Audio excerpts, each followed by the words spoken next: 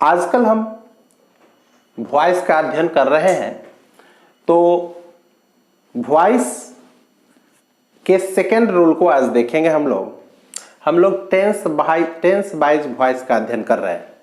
पिछले क्लास में हम लोग सिंपल प्रेजेंट टेंस के सेंटेंस को, एक्टिव वॉइस के सेंटेंस को किस तरह से पैसिव वॉइस में चेंज करें, उसके रूल को अफर्मेटिव से लेकर WH तक के सेंटेंस को हम लोग देख चुके कि उसे एक्टिव से पैसिव किस तरह से किया जाए।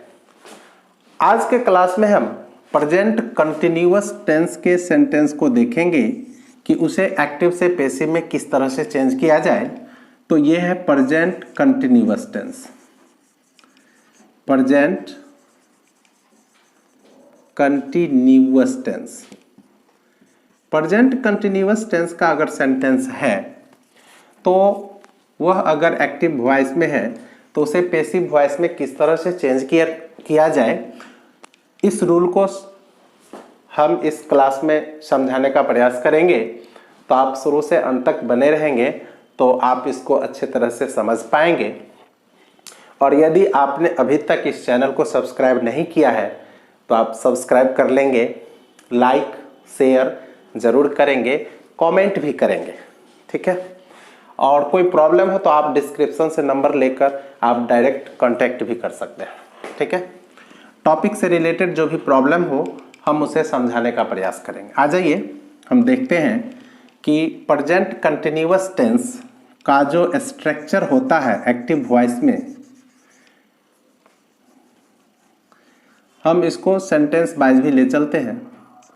तो पहला हम अफर्मेटिव निगेटिव सेंटेंस को देख लें। Affirmative negative sentence, active voice.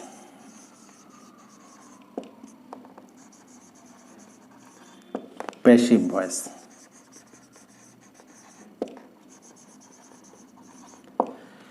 Active voice में प्रेजेंट कंटिन्यूअस टेंस में जो स्ट्रक्चर होता है वह सब्जेक्ट के बाद या तो इज, एम या आर का प्रयोग होता है। सेंटेंस अगर निगेटिव हो तो इसमें नॉट लगा हुआ होता है। उसके बाद वर्ब के चौथे फॉर्म का प्रयोग हुआ होता है इसमें। उसके बाद ऑब्जेक्ट लगा हुआ होता है। ये चीज़ आपको देखने को मिलेगा। प्रेजेंट कंटिन्यूअस टेंस का स्ट्रक्चर है एक्टिव वॉइस का। जब इसको हम पैसिव वॉइस में चेंज करेंगे तो ये ऑब्जेक्ट को हम क्या करते हैं, सब्जेक्ट में चेंज कर देते हैं। उसके बाद सब्जेक्ट के अनुसार इज, एम, आर का प्रयोग कर लेंगे।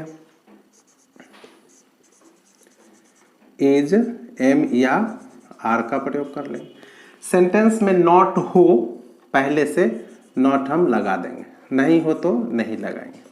उसके बाद जो V4 है, यह V4 जो चेंज होता है वह बीइंग प्लस V3 में चेंज हो जाता है, ठीक है। Being, BEING, being plus V3। उसके बाद बाय का प्रयोग करेंगे आवश्यकता अनुसार। उसके बाद ये जो सब्जेक्ट है इस सब्जेक्ट को ऑब्जेक्ट में चेंज करके लिख देते हैं, ठीक है। समझने में कोई दिक्कत नहीं होनी चाहिए।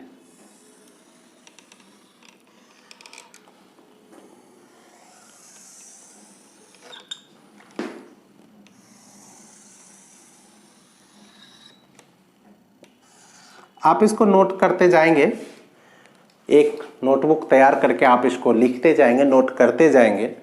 तो उम्मीद है कि आप एक्टिव से पैसिव वॉइस करने में कहीं भी आपको कोई प्रॉब्लम नहीं होगी।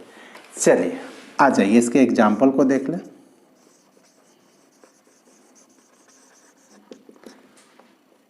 राम, एक्टिव वॉइस में जो सेंटेंस होगा,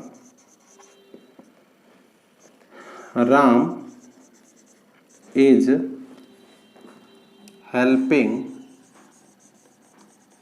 हर, राम इज हेल्पिंग हर। तो ये जब हम एक्टिव वॉइस के स्ट्रक्चर से इसको मैच करें तो मिल रहा है कि सब्जेक्ट राम है, फिर इसमें इज एम आर तीनों में से इज का प्रयोग हुआ है, नॉट नहीं है, V4 है हेल्पिंग, उसके बाद ऑब्जेक्ट है हर। इसका जब पैसिव वॉइस करेंगे तो हम ऑब्जेक्ट को सब्जेक्ट में चेंज करेंगे। ऑब्जेक्ट यहाँ पर हर है तो हर को हम सब्जेक्ट में चेंज कर लेंगे तो हर का सब्जेक्ट क्या हो जाएगा, सी हो जाएगा। ठीक है, और सी के साथ हम किसका प्रयोग करेंगे, इज एम आर तीनों में से किसका प्रयोग करते हैं, तो इज का प्रयोग करते हैं, तो सी इज। उसके बाद सेंटेंस निगेटिव नहीं है, नॉट का प्रयोग नहीं करेंगे। उसके बाद बीइंग वर्ड यानी V4 जो है वह बीइंग प्लस V3 में चेंज हो जाएगा। इसको याद रखना है कि V4 जहां भी हो वह बीइंग प्लस V3 में चेंज हो जाएगा। तो यहां पर हम बीइंग का प्रयोग कर लेंगे, बीइंग और प्लस V3, तो हेल्पिंग का V3 क्या हो जाएगा, हेल्प्ड हो जाएगा। तो हेल्प्ड डाल देंगे और हेल्प्ड के बाद बाय का प्रयोग कर लेंगे। यहाँ पर नेसेसरी है तो पार्टिकुलर नेम है तो बाय का प्रयोग तो यहाँ बनता ही बनता है। तो हो गया she is being helped by Ram, Ram is helping her का हो गया she is being helped by Ram. कोई दिक्कत नहीं है। इसका अगर हिंदी मीनिंग को देखें तो इसका हिंदी मीनिंग क्या हो जाएगा, राम उसकी सहायता कर रहा है, राम उसकी सहायता कर रहा है, राम उसकी सहायता कर रहा है।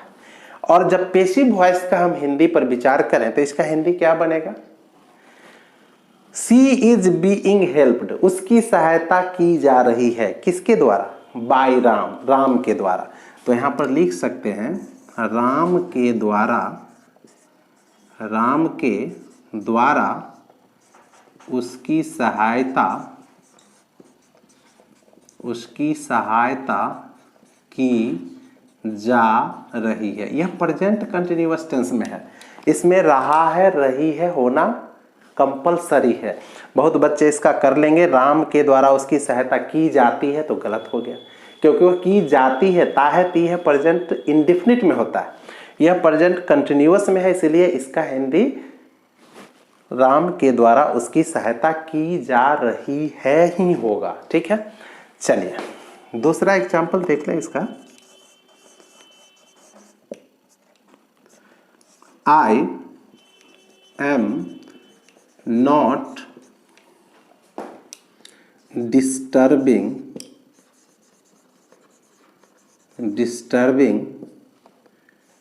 him, I am not disturbing him। इसके हिंदी मीनिंग पर विचार कर लें तो मैं उसे डिस्टर्ब यानी बाधित नहीं कर रहा हूं, मैं उसे बाधा नहीं पहुंचा रहा हूं, मैं उसे बाधा नहीं पहुंचा रहा, बाधा नहीं पहुंचा रहा। ठीक है, जब इसका पैसिव वॉइस करेंगे तो क्या बनेगा पैसिव, यहाँ पर हिम है, ऑब्जेक्ट इसका क्या है, हिम है, तो इसके सब्जेक्टिव केस में क्या हो जाएगा, ही हो जाएगा। और ही के साथ हम इज का प्रयोग कर लेंगे, ही इज। ठीक है, इज एम आर तीनों में से इज का प्रयोग होगा। उसके बाद नॉट, सेंटेंस निगेटिव है, इसमें नॉट है तो हम यहाँ पर नॉट का प्रयोग कर लेंगे। ठीक है, उसके बाद बीइंग हो जाएगा। यहाँ जो V4 जो है डिस्टर्बिंग, या बीइंग प्लस V3 में चेंज हो जाएगा। तो आ जाइए बीइंग प्लस V3, डिस्टर्बिंग का V3 क्या हो जाएगा, डिस्टर्ब्ड, डिस्टर्ब्ड। और उसके बाद बाय लगा लेना है और बाय के बाद सब्जेक्ट को ऑब्जेक्ट में चेंज करके लिखेंगे। सब्जेक्ट यहाँ पर आई है तो इसका ऑब्जेक्टिव केस में मी हो जाएगा। ठीक है, कोई दिक्कत नहीं है। तो he is not being disturbed by me, इसका हिंदी क्या हो जाएगा, मेरे द्वारा उसे बाधा नहीं पहुंचाया जा रहा। ठीक है, कोई प्रॉब्लम नहीं है।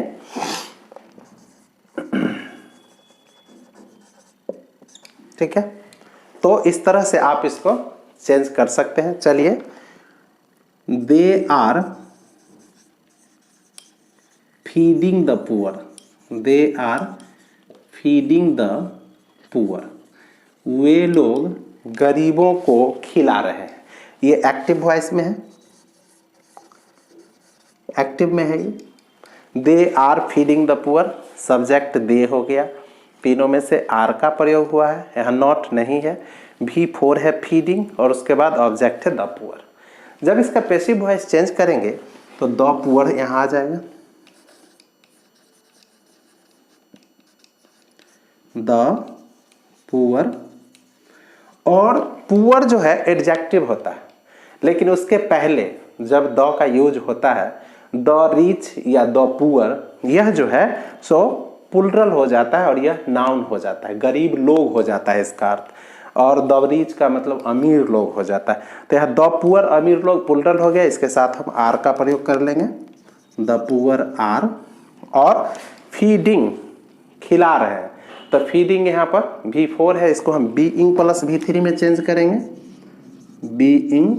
और फीड का V3 फेड होता है, फेड। उसके बाद बाय लगा देंगे, और बाय के बाद सब्जेक्ट को ऑब्जेक्ट में चेंज करके डालना है। तो सब्जेक्ट यहाँ पर दे है और इसका ऑब्जेक्टिव केस में देम हो जाता है। ठीक है, तो क्या बन गया इसका, the poor are being fed by them. कोई दिक्कत नहीं है। आइए अब हम इसके इंट्रोगेटिव सेंटेंस को देखें। ठीक है, कहीं कोई दिक्कत हो तो आप बेहिचक कॉल करके आप समझिएगा, हम समझाने का प्रयास करेंगे। ओके, इसके इंट्रोगेटिव सेंटेंस को देख लें। आइए कि interrogative sentence, interrogative sentences. Interrogative sentence में जो एक्टिव वॉइस में जो स्ट्रक्चर होते हैं वह क्या होंगे, तो सबसे पहले या तो एम या इज या आर होंगे सब्जेक्ट के अनुसार, फिर सब्जेक्ट। सेंटेंस अगर निगेटिव है नॉट हो सकता है, नहीं भी हो सकते हैं। उसके बाद V4, फिर ऑब्जेक्ट, और अंत में क्वेश्चन मार्क। ठीक है, जब इसका हम पैसिव वॉइस करेंगे तो क्या करना हो जाएगा इसमें, सब्जेक्ट, ये जो ऑब्जेक्ट है इसको सब्जेक्ट बनाएंगे और इसके अनुसार हम एम, इज या आर का प्रयोग कर लेंगे। फिर क्या करेंगे, ये ऑब्जेक्ट जो है इस ऑब्जेक्ट को यहाँ पर सब्जेक्ट में चेंज करके लिख देंगे। ठीक है, सेंटेंस अगर निगेटिव है तो हम नॉट का प्रयोग करेंगे, अन्यथा नहीं करेंगे। फिर याद करेंगे कि V4 को किस चीज़ में चेंज करना है, तो V4 को बीइंग प्लस V3 में चेंज करना है। तो BEING, बीइंग प्लस V3। उसके बाद बाय लगाएंगे, फिर ये जो सब्जेक्ट है इस सब्जेक्ट को ऑब्जेक्ट में चेंज करके लिखना है, और फिर अंत में क्वेश्चन मार्क लगाना है। ठीक है, बहुत ही सरल लैंग्वेज इसमें समझाया जा रहा है, समझने में उम्मीद है कोई परेशानी नहीं हो रही होगी। बच्चे को सही ढंग से समझ में आ जाए इसीलिए हमने यह मेथड अपनाया है। वैसे तो आपको चैनल पर बहुत सारे एक्टिव से पैसिव बनाने के रूल्स मिल जाएंगे, तो मैं इस तरह का दावा नहीं करता कि आपको मैं 1 दिन में सिखा दूंगा, 2 दिन में सिखा दूंगा, इस तरह का दावा मैं नहीं करता। हाँ, टाइम लगेगा लेकिन आपको पूरी जानकारी मिलेगी। ठीक है, चलिए आइए इसके एग्जाम्पल को देखें।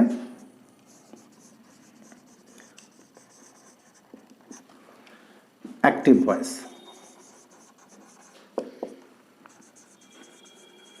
एक्टिव वॉइस में जो सेंटेंस होगा इंट्रोगेटिव सेंटेंस का, am I not helping you, am I not helping you, क्या मैं तुम्हारी सहायता नहीं कर रहा हूं? ये एक्टिव वॉइस में। जब इसका पैसिव वॉइस करेंगे तो क्या बन जाएगा? पैसिव वॉइस में जब चेंज करेंगे तो यहां पर पहले एम के आई के अनुसार एम का प्रयोग हुआ है, तो इसमें ऑब्जेक्ट को सब्जेक्ट और सब्जेक्ट को ऑब्जेक्ट की जगह करना होता है। तो यू यहां पर ऑब्जेक्टिव केस में है, जब इसका सब्जेक्टिव में करेंगे तो यू का यू ही हो जाता है। तो यू के साथ एम इज आर, तीनों में से किसका प्रयोग होता है आप जानते हैं, आर का प्रयोग होता है। तो सबसे पहले हम आर लिखेंगे, आर लिख देंगे, उसके बाद ऑब्जेक्ट को यहाँ डाल देंगे, सब्जेक्ट में चेंज करेंगे, आर यू हो गया। सेंटेंस निगेटिव है पहले से, तो इसमें हम नॉट का प्रयोग कर लेंगे, ठीक है। नहीं होगा तो करना नहीं है। उसके बाद क्या करना है, ये जो हेल्पिंग V4 है, V4 को किस में चेंज करना है, बीइंग प्लस V3 में चेंज करना है। तो बीइंग और V3 इसका क्या होगा, हेल्पिंग का, हेल्प्ड हो जाएगा, helped. Are you not being helped, और उसके बाद बाय का प्रयोग करेंगे, बाय। और यहां सब्जेक्ट आई है, तो आई को ऑब्जेक्टिव केस पे चेंज करके लिखेंगे तो मी हो जाएगा, और अंत में क्वेश्चन मार्क लगा लेंगे, ठीक है। तो इसका हिंदी क्या बन रहा है, क्या मैं तुम्हारी सहायता नहीं कर रहा हूं, क्या मैं तुम्हारी सहायता नहीं कर रहा हूं। और पैसिव वॉइस के हिंदी पर विचार करें तो पैसिव वॉइस का हिंदी क्या होगा, are you not being helped by me, क्या मेरे द्वारा तुम्हारी सहायता नहीं की जा रही है, क्या मेरे द्वारा तुम्हारी सहायता नहीं की जा रही है, ठीक है। एक दो और एग्जाम्पल को देख लें।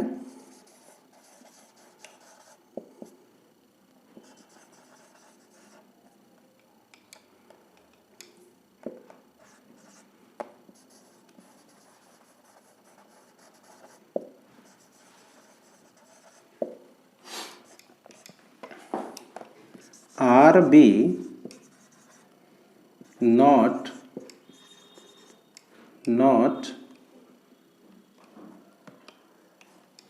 are we not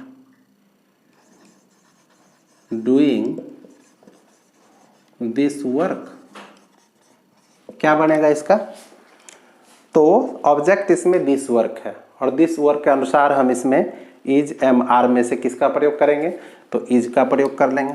तो पहले इज लिख देंगे, ऑब्जेक्ट में इसमें दिस वर्क है तो सेम हो जाएगा, यहाँ this work, is this work. Sentence negative है तो हम नॉट का प्रयोग करेंगे। उसके बाद बीइंग प्लस V3 चेंज करेंगे, यानी ये जो V4 डूइंग है इसको बीइंग प्लस V3 में चेंज करेंगे, बीइंग, और इसका V3 डूइंग का क्या होता है, डन, ठीक है। डू V1 होता है, डिड V2 होता है, V3 डन होगा, V4 डूइंग और V5 डज, तो डन हो गया। उसके बाद हम बाय का प्रयोग कर लेंगे, डन बाय, और यहाँ पर सब्जेक्ट वी है और वी का ऑब्जेक्टिव केस में अस हो जाएगा, तो यहाँ अस लगा देंगे, अंत में क्वेश्चन मार्क लगा देंगे, ठीक है, कोई प्रॉब्लम नहीं है। चलिए एक दो और एग्जाम्पल देख लें।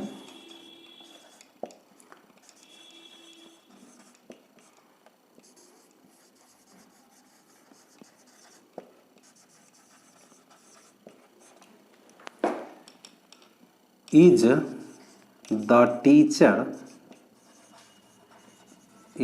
teacher not teaching English? Is the teacher not teaching English?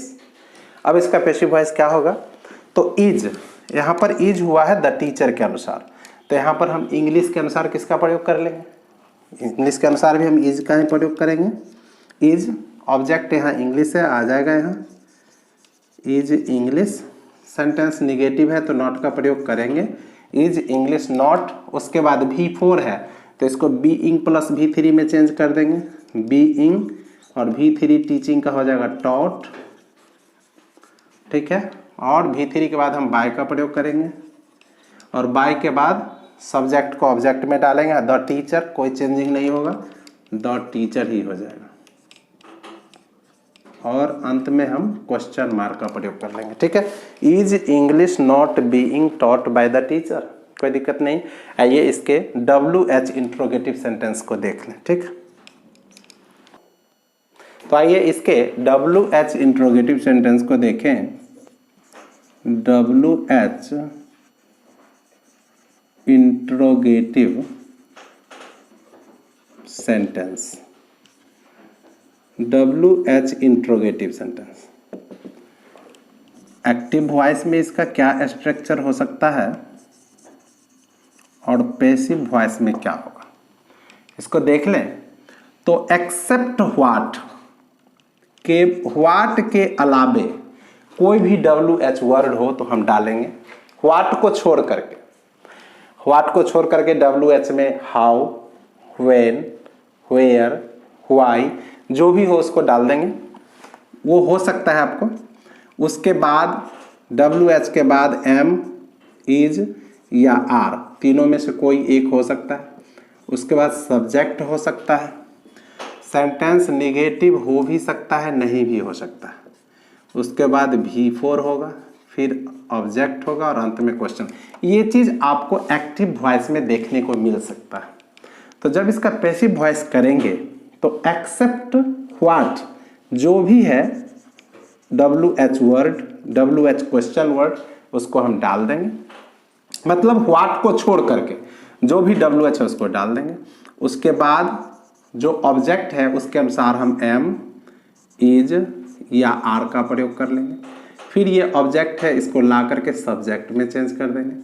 फिर नॉट है लगा देंगे, नहीं है तो नहीं लगाएंगे। फिर V4 है, V4 को बीइंग प्लस V3 में चेंज कर लेंगे, बीइंग प्लस V3। उसके बाद बाय का प्रयोग कर लेंगे।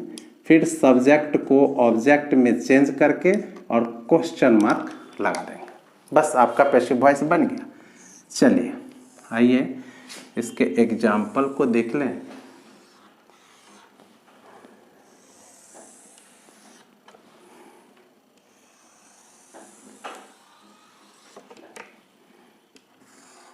इसका एग्जाम्पल अगर हम देखें, how are you doing this work, how are you doing this work, आप इस काम को कैसे कर रहे हैं।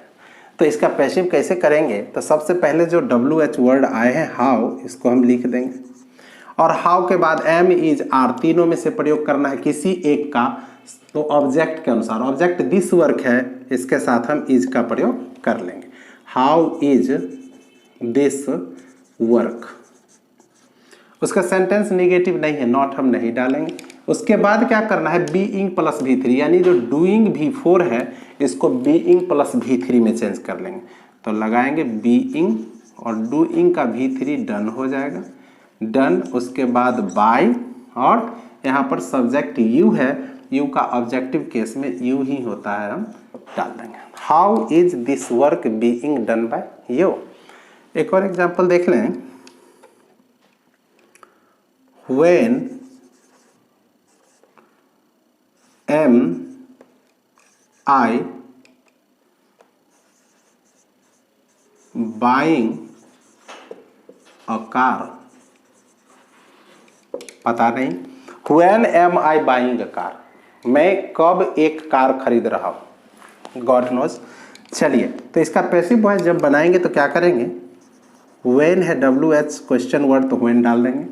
उसके बाद M, इज, R, तीनों में से किसी एक का प्रयोग करेंगे। तो यहाँ पर एक कार है ऑब्जेक्टिव केस में, इसको हम क्या करेंगे, यहाँ पर इसके अनुसार इज का प्रयोग कर लेंगे। व्हेन इज अ कार हो गया। नॉट इसमें नहीं है, नहीं डालेंगे। उसके बाद बीइंग प्लस V3 यानी जो बाइंग है V4 इसको बीइंग प्लस V3 में चेंज करेंगे तो यहाँ पर लगाएंगे बीइंग प्लस V3। बाइंग का V3 क्या हो जाएगा, बाउट हो जाएगा, बाउट। बहुत बच्चे बाउट और ब्रॉट दोनों में अंतर नहीं समझ पाते हैं, तो क्लियर समझ लें कि ब्रिंग का V3 ब्रॉट होता है और बाय का V3 बॉट होता है। तो when is a car being bought bye, क्या यहाँ सब्जेक्टिव केस में आई है तो इसका ऑब्जेक्टिव केस में मी हो जाएगा। When is a car being bought by me, कोई दिक्कत नहीं। चलिए यहाँ पर बताया था मैंने कि एक्सेप्ट व्हाट, व्हाट को छोड़ करके, तो इसमें अगर व्हाट हो तो क्या करेंगे, आइए देख लेते हैं। ओनली फॉर WH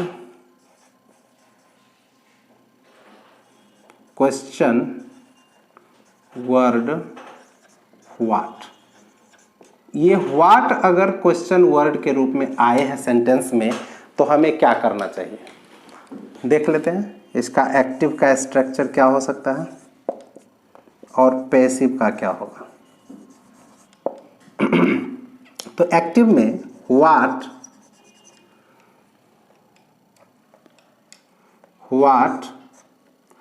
के बाद इज, एम या आर, तीनों में से कोई भी हो सकता है सब्जेक्ट के अनुसार, ठीक है। उसके बाद तो सब्जेक्ट होंगे, प्लस नॉट भी हो सकता है, फिर V4 हो सकता है, और इसमें ऑब्जेक्ट नहीं होंगे। ऑब्जेक्ट इसमें, क्योंकि यहाँ पर व्हाट तो ऑलरेडी लगा हुआ है इसलिए इसमें ऑब्जेक्ट नहीं होंगे। अदर वर्ड हो सकते हैं, ठीक है, अंत में क्वेश्चन मार्क होगा। तो पैसिव वॉइस क्या करेंगे, ठीक है। तो पैसिव वॉइस जब करेंगे तो यहाँ पर व्हाट जो है व्हाट डालेंगे, और व्हाट के साथ हम इसमें केवल इज का प्रयोग करेंगे, इसमें एम और आर का प्रयोग नहीं होगा, ठीक है। उसके बाद सेंटेंस अगर निगेटिव है तो नॉट डालेंगे, नहीं तो नहीं डालेंगे। उसके बाद क्या है, यहाँ पर V4 है, और V4 का क्या चेंज करेंगे हम, बीइंग प्लस V3 में चेंज कर देंगे, बीइंग प्लस V3। उसके बाद बाय, फिर सब्जेक्ट को ऑब्जेक्ट में चेंज करके क्वेश्चन मार्क लगा देंगे, ठीक है।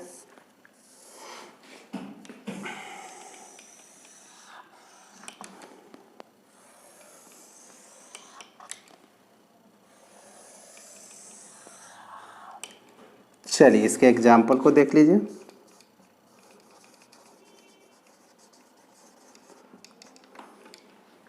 What are you doing for me, तुम मेरे लिए क्या कर रहे हो। अब इसका पैसिव करना है, क्या करेंगे पैसिव, तो सबसे पहले हम व्हाट यहाँ डाल देंगे, व्हाट के बाद केवल इज का प्रयोग करना है, हम इज डाल देंगे, व्हाट इज। सेंटेंस इसमें निगेटिव नहीं है, नॉट नहीं डालेंगे। उसके बाद बीइंग डाल देंगे, बीइंग के बाद V3 डाल देंगे, V3 क्या है, डन। डूइंग का V3 डन हो गया। उसके बाद by, what is being done by, और फिर यहाँ पर सब्जेक्ट है यू, तो डन बाय यू, और अदर वर्ड अगर कुछ है तो वहाँ डाल देंगे फॉर मी, और अंत में क्वेश्चन मार्क। तो क्या बन गया, what is being done by you for me, मेरे लिए तुम्हारे द्वारा क्या किया जा रहा है, ये इसका पैसिव वॉइस हो गया, ठीक है। तो यहाँ तक समझने में उम्मीद है कोई प्रॉब्लम नहीं होगी। नेक्स्ट क्लास में हम लोग प्रेजेंट परफेक्ट टेंस को किस तरह से पैसिव वॉइस में चेंज करें उसके रूल को देखेंगे। तो आप इसी तरह से क्लास को अटेंड करते रहें, और आप अगर सब्सक्राइब कर लिए हैं तो मेरे चैनल को प्रमोट करने के लिए आप इसको फुल वॉच करेंगे, पूरे वीडियो को देखेंगे, पूरे क्लास को देखेंगे, और लाइक, सब्सक्राइब और शेयर करना नहीं भूलेंगे। Okay, thank you, have a nice.